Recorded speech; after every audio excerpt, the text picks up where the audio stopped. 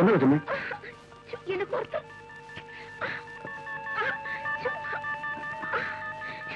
ഒന്ന് നോക്കൂ, ഒന്ന് കൈയിട്ട് നോക്കൂ, ഒന്ന് കൈയിട്ട് നോക്കിക്കേ.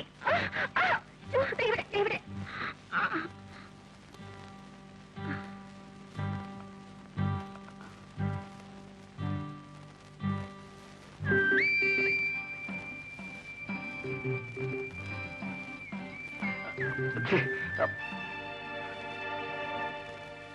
കൊച്ചമ്മേ, ഇവിടെ ഇപ്പോ എനിക്ക് എന്നെ പിടിച്ചു നിർത്താൻ കഴിഞ്ഞത് എത്ര നന്നായി.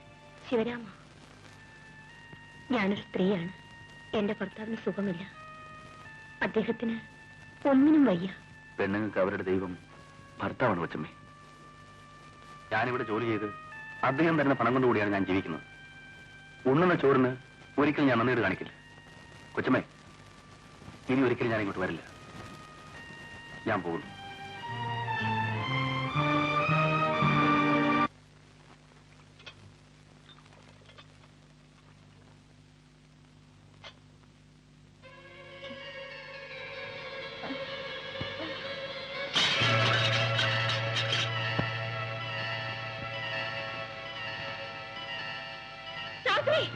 അയ്യോ, എന്തു പറ്റി? സാവിത്രി, മോളെ സാവിത്രി. അയ്യോ, ഈ മരുന്ന് വാങ്ങിച്ചു കൊടുക്കൂ. പേടിക്കാനൊന്നുമില്ല. സാവിത്രി ഗർഭിണിയാണ്.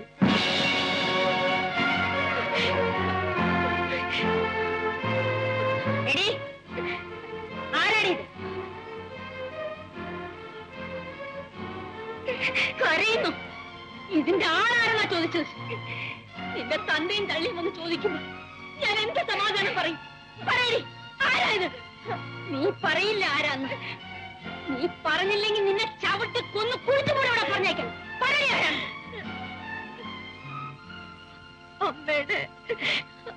അമ്മയുടെ മോനാണ്.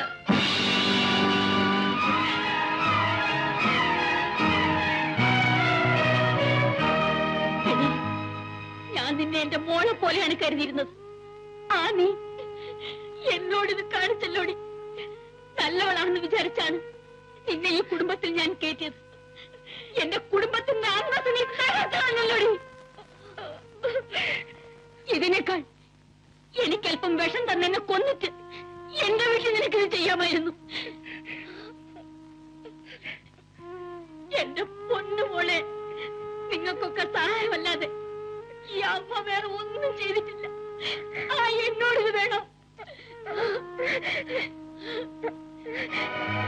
എടാ, അവിടെ നില്ല. നീ എന്റെ മോനാണോടാ? എന്താടാ കാണിച്ചത്? എന്താ അമ്മേ? എന്താ? എന്താണെന്നോ നിനക്കൊന്നും അറിഞ്ഞൂടാ അല്ലേ? എടാ, ഇവിടെ നിനക്കറിയാമോ? ഇവിടുത്തെ വേലക്കാരി പെണ്ണ്, ഇവളുടെ കുഞ്ഞിന്റെ അച്ഛൻ നീയാണെന്നാണ് ഇവള് പറയുന്നത്. വാസ്തവണോടാ? ആണെങ്കിൽ ഈ നിമിഷം ഇവിടെയും കൊണ്ട് പടിയിറങ്ങണം. അതാണ് ശരി. നിങ്ങൾ രണ്ടുപേരും ഒരുമിച്ച് വേണം ജീവിക്കാൻ. എടാ, നിനക്ക് ഈ കുടുംബത്തിന്റെ അന്തസ്സിനെ കുറിച്ച് ചിന്തിക്കാനുള്ള വകതില്ലാതെ പോയല്ലോടാ. ഇറങ്ങണ അവളെയും കൊണ്ട്.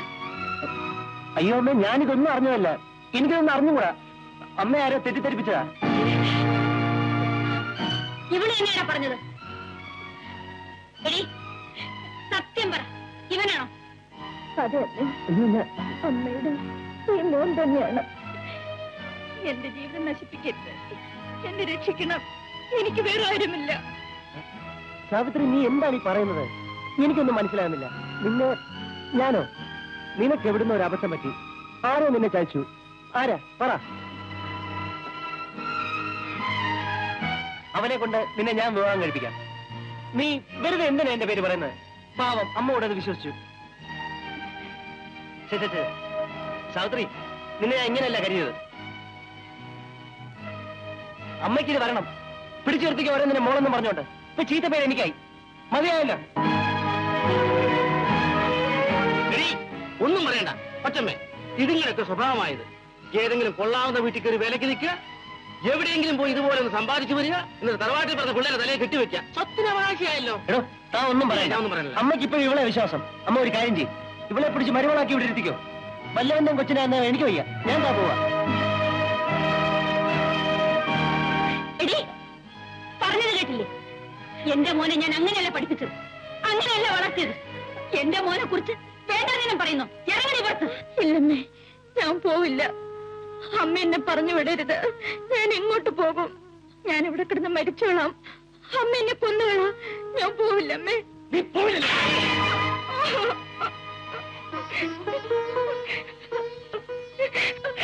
എന്നെ ഉപേക്ഷിക്കരുത്, എന്നെ ഉപേക്ഷിക്കരുത്. പിള്ളേ, ഇവിടെ അയച്ചേക്കൂ.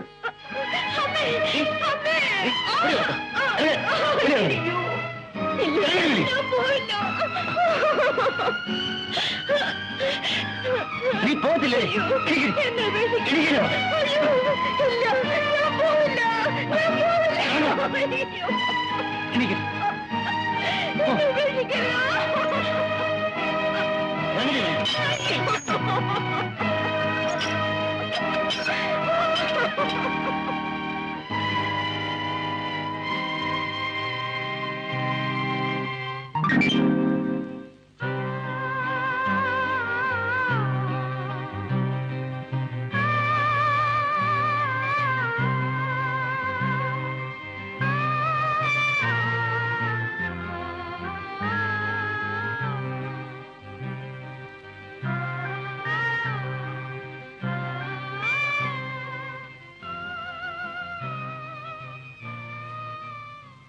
മാധവി അറിയുന്നതിന് സാവിത്രി അവിടെ എത്തിച്ചേർന്നിരിക്കുമെന്ന് വിശ്വസിക്കുന്നു.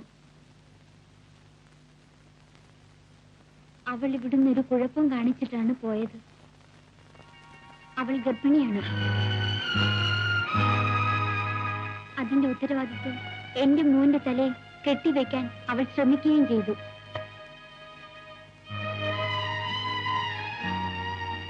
എന്നിട്ട് അവളവിടെ കൊണ്ടുപോയി നിർത്തിയില്ലേ? വലിയ വീട്ടിൽ എല്ലാം കിട്ടുമെന്ന് പറഞ്ഞു. ഇപ്പൊ കിട്ടിയില്ലേ? എന്താ ആരൊന്നും മിണ്ടാത്തത്? ഇപ്പൊ അവളെ ആർക്കും വേണ്ടല്ലേ? അവളെ എന്റെ പെങ്ങളാ. എനിക്ക് അവളെ വേണം.